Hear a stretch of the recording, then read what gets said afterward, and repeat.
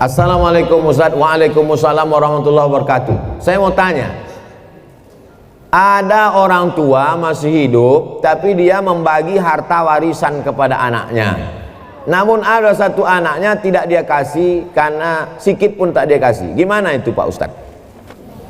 Kalau dibagi waktu masih hidup namanya hibah. Kalau dibagi masih hidup tapi diserahkan sesudah mati namanya wasiat. Wasiat tak boleh lebih dari total sepertiga harta. Itu ruko yang ada di Batam, ku kasih untuk kau, tapi nanti sesudah aku mati, apa namanya? Wasiat. Ternyata harga ruko itu 1 miliar. Harga ruko 1 miliar, warisan dia totalnya 2 miliar. Maka yang sah untuk si anak hanya 666 juta.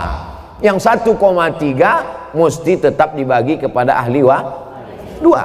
Kalau serahkan masih hidup, ambillah bulat-bulat, namanya hibah, tak ada batasannya. Kalau diserahkan setelah mati namanya wasiat. Dibagikan ketika hidup baru diserahkan setelah mati namanya wasiat. Adapun pembagian harta warisan sesudah mim datema taya bawati. Jelas.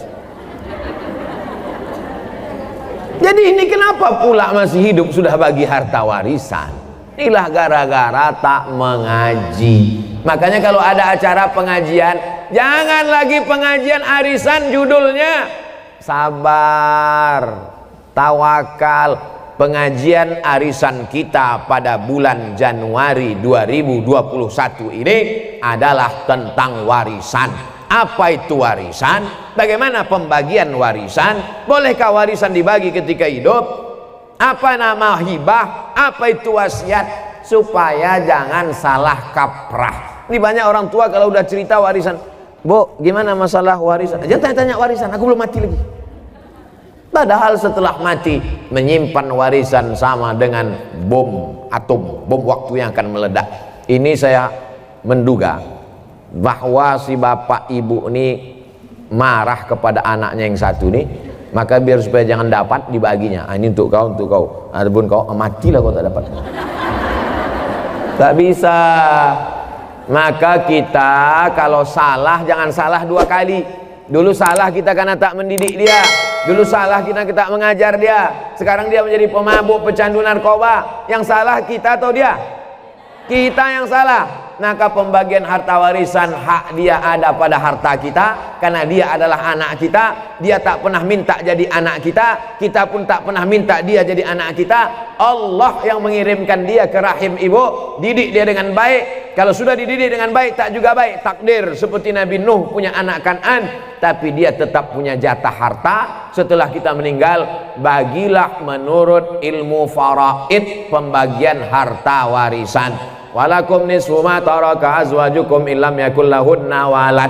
Kamu suami dapat setengah harta istrimu kalau tak ada anak. Fa in kana lakum waladun falahunnar rubu'u. Kalau kamu punya anak maka istri dapat 1/4, istri dapat 1/8. Fa in kana lahunna waladun falakumur rubu'u. Kalau ada anak suami dapat 1/4. Kalau tak ada anak suami dapat setengah.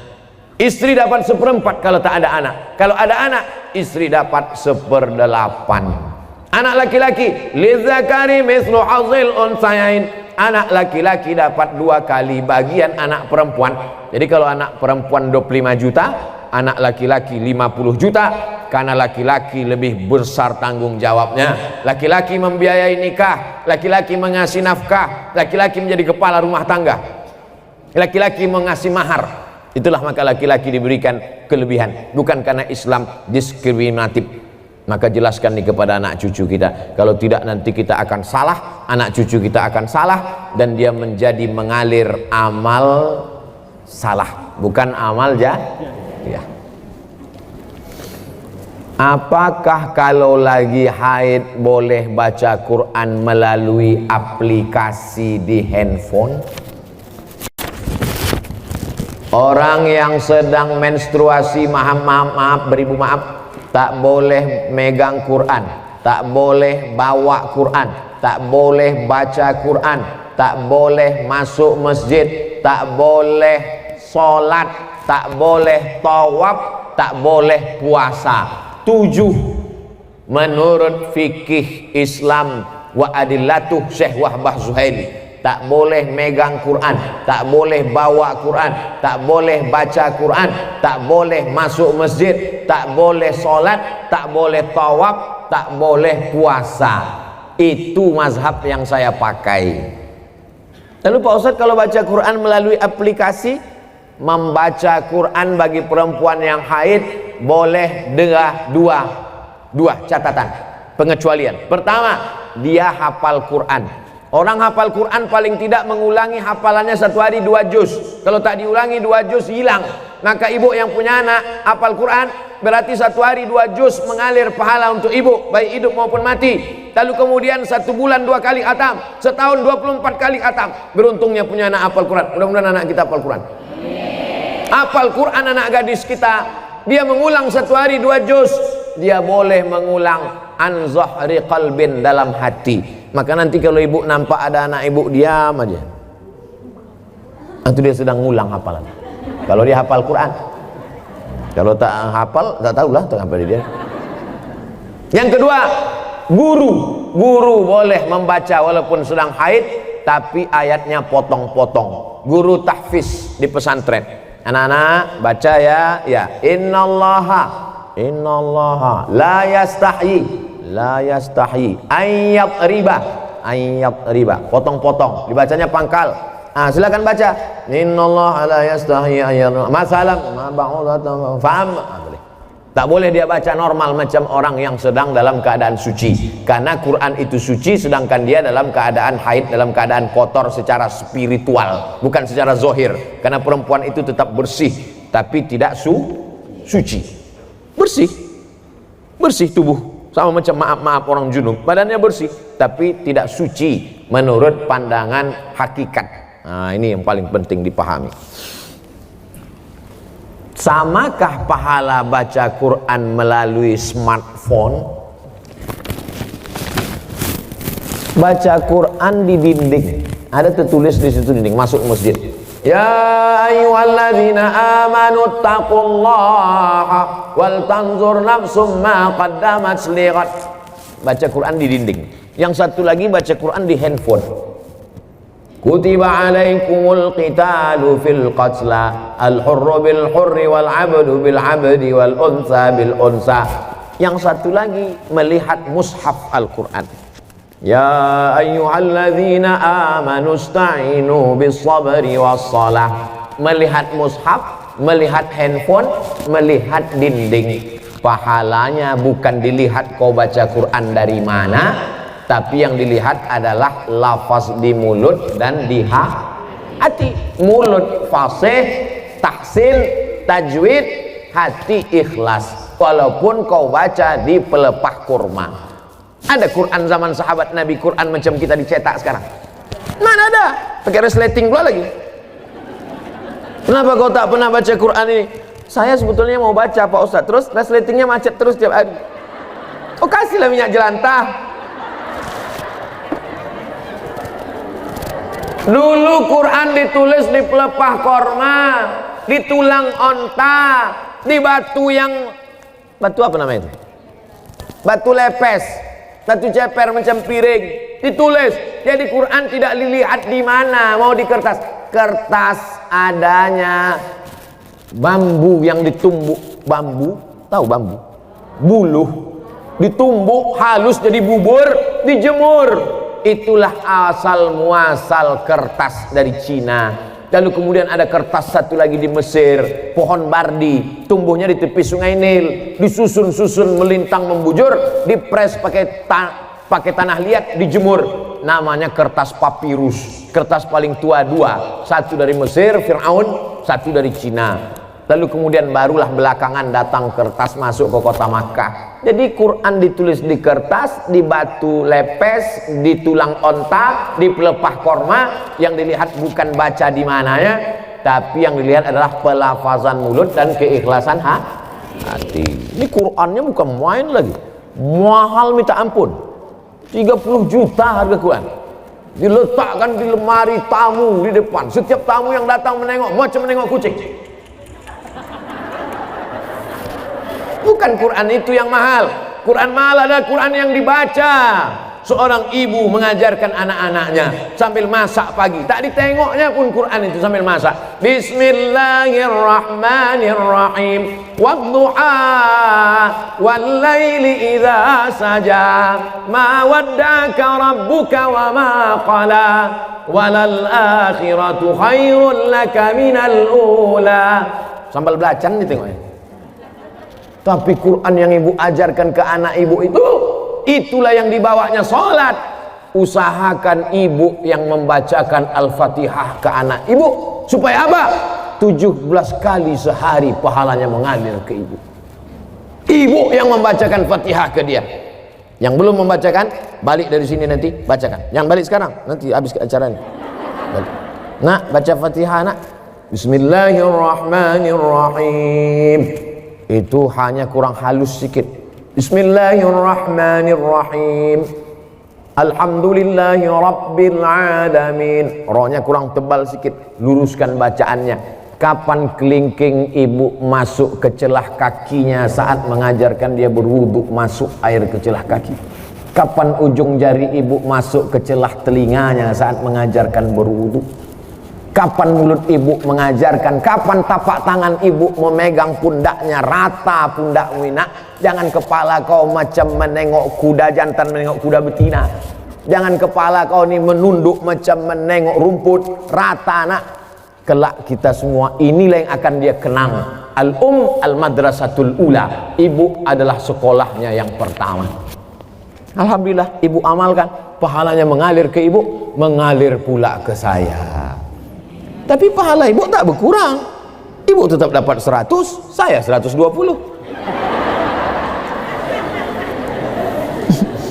Karena saya tengok ibu macam-macam tak setuju. Assalamualaikum Pak Ustaz. Waalaikumsalam warahmatullahi wabarakatuh. Apakah seorang istri berdosa bila menolak diajak hubungan jarak jauh? Karena semenjak pandemi kita tak bisa berkumpul. Macam mana hubungan jarak jauh?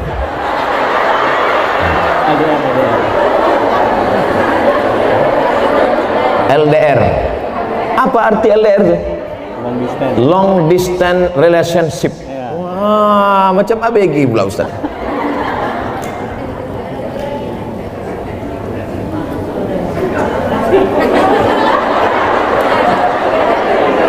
Wa'ashiruhun nabil ma'ruf. Dulu waktu akad nikah suami ibu disuruh Pak Kua membaca ayat. Baca ini, wa'ashiruhun nabil ma'ruf. Berhubungan baiklah kamu dengan dia dengan cara ma'ruf. Ma'ruf diambil dari kata urf. Urf artinya baik menurut syariat Islam, menurut Quran, menurut sunnah, menurut kebiasaan. Maka selama tidak bertentangan dengan Quran, dengan sunnah, menurut kebiasaan, maka hubungan itu ma'ruf. Hubungan itu baik. Tapi kalau bertentangan maka tidak baik. Baik dan tak baik standarnya bukan akal. Baik dan tak baik itu dalam Islam standarnya adalah Quran dan sunnah Rasulullah Sallallahu Alaihi Wasallam. Saya mau tanya apa hukumnya menikah dengan wali tapi bukan dari ayah, abang atau adik laki-laki? Lalu dengan apa kau nikah? La nikaha, tidak sah nikah illa biwaliin, kecuali dengan wali. Wali itu siapa? Ayah, tak ada ayah. Datuk, tak ada datuk. Abang, tak ada abang. Adik laki-laki, tak ada adik laki-laki. Abang ayah laki-laki, tak ada abang ayah laki-laki.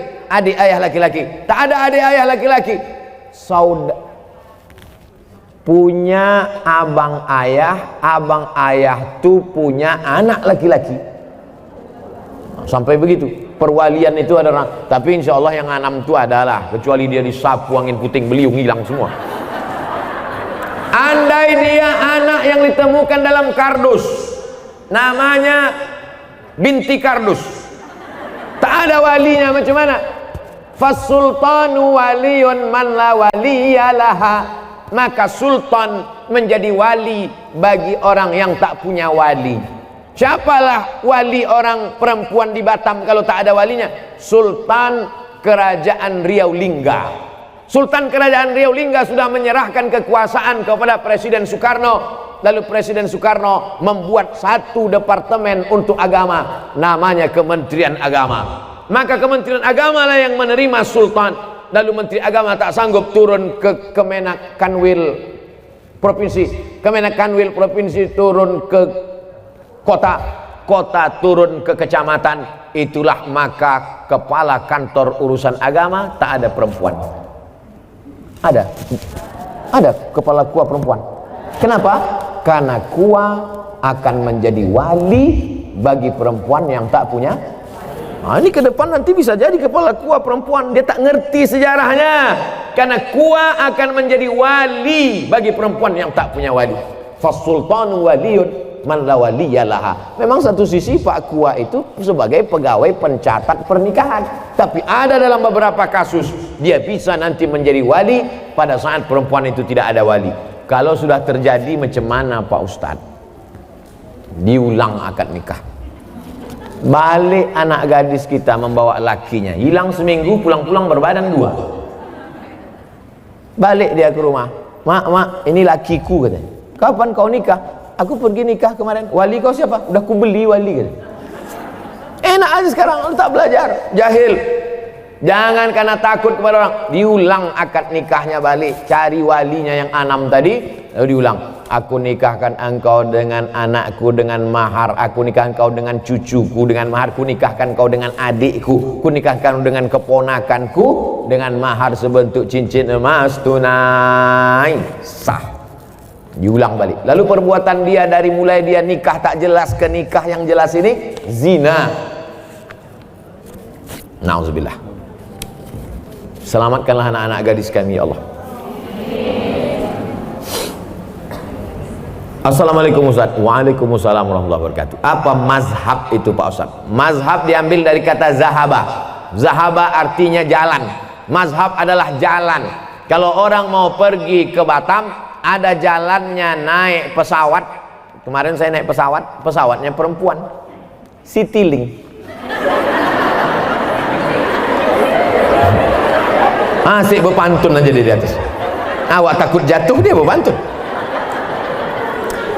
Ada pula yang datang ke Batam ini naik kapal, bukan Titanic, kapal jelati. Nah, macam-macam. Jadi mazhab adalah jalan untuk sampai kepada tujuan. Maka untuk sampai kepada tujuan ibadah yang benar, ada rukun, ada syarat, ada wajib, ada sunat, ada makruh, ada mubah. Maka ulama menyusun. Maka ulama yang menyusun jalan itu disebut dengan mazhab Hanafi, disusun oleh Imam Abu Hanifah. Mazhab Maliki disusun oleh Imam Malik bin Anas. Mazhab Syafi'i disusun oleh Muhammad bin Idris. Mazhab Hambali disusun oleh Imam Ahmad bin Hambal. Saya menempuh jalan yang dibuat oleh Imam Syafi'i. Kenapa Ustaz pakai mazhab Syafi'i?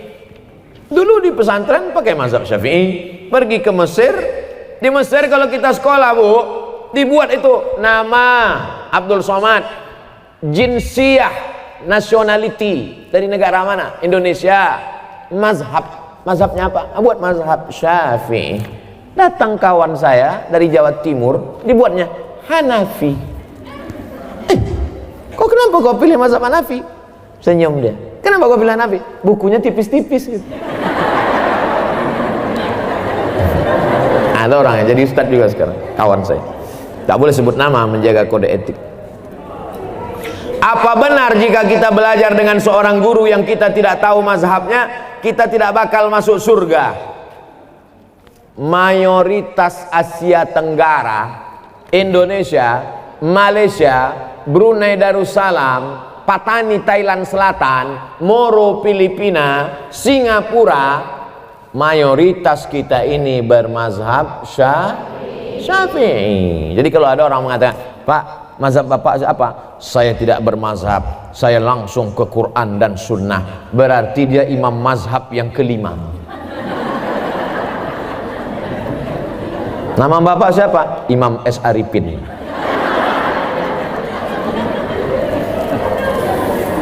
Bermazhab sebetulnya dia. Mana ada orang tak bermazhab di dunia ini? Imam As-Suyuti, hafalan hadisnya, hafiztu mi'atai alfa hadis, aku hafal 200.000 hadis. 200.000 hadis dia hafal. Hafalan Qur'annya, tafsirnya aja 2 biji. Satu tafsir Jalalain, satu tafsir Ad-Durrul Mansur fit tafsir bil Ma'sur. Kitabnya berapa? Ada murid dia, namanya Imam Ad-Daudi. Kata Imam Ad-Daudi, guruku Imam Suyuti itu kitabnya 500 kitab. Abdul Somad di Batamnya aja 500, tapi satu judul. Dia 500 judul kitabnya, tapi di ujung namanya Jalaluddin Abdurrahman As-Suyuti Asy-Syafi'i. Ulama selevel itu tetap pakai mazhab. Lalu ente siapa tak bermazhab? Sementara beliau mengajarkan akhlak mulia berpedoman dengan Al-Quran dan hadis. Bermazhab dia. Kalau tak bermazhab dia, nanti kita datang diam-diam tanya, kau diam-diam apa mazhab? Aku sebetulnya mazhab, cuman aku segan. Bermazhab, belum tak bermazhab. Assalamualaikum Pak Ustaz. Waalaikumsalam. Apakah koperasi itu riba? Kumpullah duit ibu, sejuta, 100 orang berarti 100 juta. Terkumpullah duit 100 juta. Lalu kemudian ditanya kepada masyarakat, siapa yang mau bisnis silakan minjam uang kemari. Akhirnya minjam uang lah orang ramai-ramai. Minjam 10 juta bayar 12, minjam 100 bayar 120, minjam 20 bayar 24. Bunganya selama setahun dikumpul, dibagi kepada seluruh bunga dari simpanan wajib, maka transaksinya semuanya adalah uang dengan uang riba. Pinjam uang, bayar uang, kembali uang, riba. La ta'kulur riba ad'afan mudha'afah. Lalu bagaimana dengan BMT Pak Ustadz? Baitul Mal wat Tamwil. Ibu masih konsen? Yang tak konsen gerakkan kepala ke kanan, ke kiri, ke atas, ke bawah, bukakan mulut.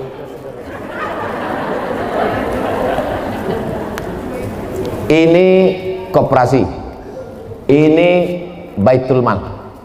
Udah jelas? Koperasi Baitul Mal, koperasi Baitul Mal.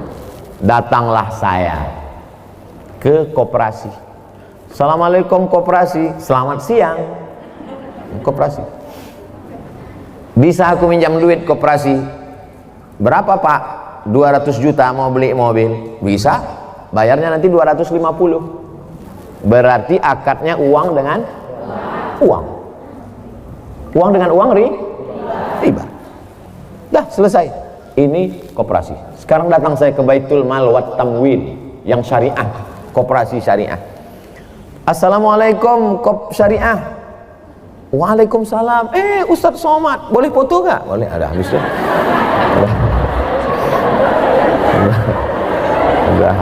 Udah habis basa-basi cerita. Apa tujuannya Pak Ustadz? Apa tujuan Pak Ustadz? Saya mau beli mobil. Berapa harganya Pak Ustadz? 200 juta. Bisa tak minjam duit? Mohon maaf Pak Ustadz, minjam duit tak bisa. Walaupun kita udah foto, tak bisa. Jadi macam mana? Datanglah Baitul Mal wat Tamwil. Di mana mobilnya Pak Ustadz? Mobilnya ada di dekat Masjid Agung. Pergilah orang BMT ini membeli mobil itu. Dibelinya lah mobil itu secara cash. Setelah dibelinya mobil itu secara cash, dijualnya kepada saya secara cicil. Maka akad saya dengan BMT uang dengan mobil, uang dengan uang riba, uang dengan barang. Bisa buka handphonenya semua? Silakan buka. Setelah buka handphone, buka Google. Sudah? Setelah buka Google, tulis di situ SOMADMOROCCO. Sudah? Saya ulang sekali lagi. Sudah buka Google? S O M A D M O R O C C O. Sudah? Spasi. Sudah spasi? Kredit. K R E D I T. Kredit. Enter. Sudah? Langsung posting yang paling atas, Somad Maroko Blogspot Kredit, langsung postingkan ke Facebook, share ke kawan-kawan. Sudah? Tak tahu cara men-share? Nah, sekarang ku ajari.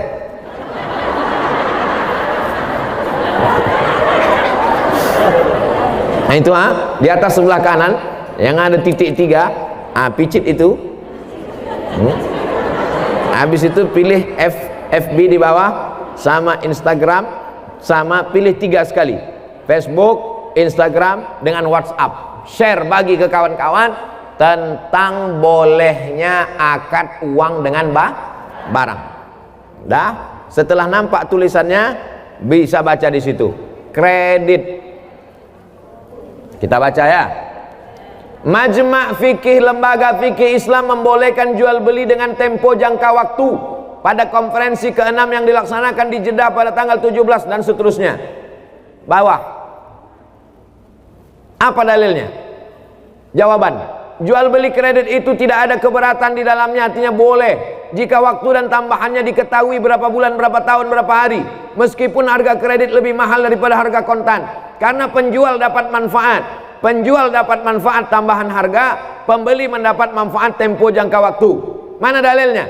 Disebutkan dalam Sahih Bukhari dan Sahih Muslim bahwa Barirah dijual oleh tuannya. Barirah itu orang, waktu itu boleh menjual orang, budak hamba sahaya. Barirah dijual oleh tuannya dengan cara kredit selama 9 tahun. Jadi kredit zaman Nabi itu lebih lama dari sekarang. 9 tahun kreditnya. 1 tahunnya bayar 40 dirham. Ini menunjukkan bolehnya jual beli kredit karena tidak ada unsur gharar, ketidakpastian. Ke koperasi pinjam uang, bayar uang, berlebih uang, riba. Ke Baitul Mal wa Tanwil, kita transaksinya adalah antara uang dengan barang. Jelas? Jelas semua. Tak ada yang tak jelas. Wallahu a'lam bishawab. Baik, terima kasih Ustaz. Alhamdulillah pertanyaan sudah dijawab semua. Dan sebelum diakhiri ada satu pertanyaan Ustaz. Ini satu pertanyaan spesial dari Radio Ustaz. Dari pendengar yang hari ini belum mendengarkan acara kita kesempatan kali ini. Pertanyaannya singkat padat jelas. Ini yang betul Ustaz. Yang pertama itu atas. Yang atas saja satu. Assalamualaikum. Waalaikumsalam warahmatullahi wabarakatuh. Allahumma salli ala Muhammad. Allahumma salli ala Sayyidina Muhammad wa ala ali Sayyidina Muhammad. Ustaz, saya ingin bertanya di luar tema. Dari tadi luar tema semua. Bagaimana cara menghadapi istri yang suka cerewet?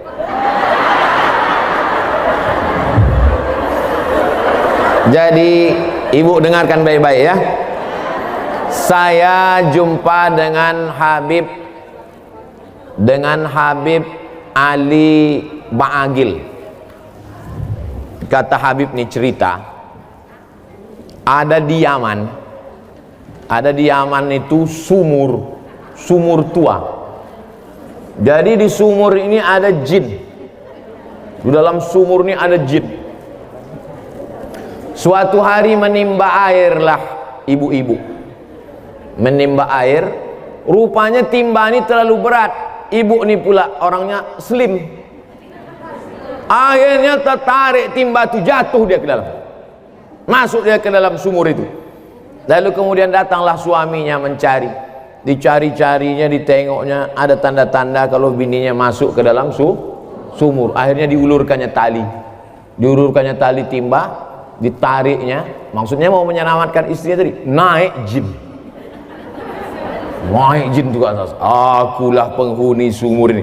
Ditanya sama suami tadi, kenapa kau naik? Aku tak tahan direpeti bini kau di dalamnya. Kau kok tahan kali?